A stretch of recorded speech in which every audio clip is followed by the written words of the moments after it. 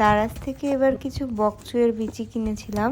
এটা বেসিক্যালি চাইনিজের জনপ্রিয় সবজি। বীজগুলোর জার্মিনেশন অনেক ভালো হয়েছে, কিন্তু এতগুলো চারা আমাদের বাগানে লাগানোর জায়গা নেই, তাই বলে যেগুলো উঠিয়ে ফেলে দিব সেটা না। এগুলো দিয়ে একটা পুষ্টিকর প্রোটিন স্যালাড বানানো যাবে। প্রথম স্টেপে এগুলোকে আমরা ভালোভাবে ধুয়ে নিব, যাতে কোনো প্রকার মাটি বালু এর মধ্যে না থাকে। আমি একদম 5-6 বার পানি চেঞ্জ করে এটাকে ধুয়ে নিয়েছি, যাতে কোনো প্রকার মাটি বালু এর মধ্যে না থাকে। তারপর পানি ঝরিয়ে এটাকে একটা বাটির মধ্যে নিয়ে নিলাম, আর এর মধ্যে অ্যাড করলাম একটা কিউব করে কেটে রাখা টমেটো, শসা। আপনারা চাইলে এখানে যে কোনো সবজি অ্যাড করতে পারেন, যেই সবজিটা কাঁচা খাওয়া যায় আর কি।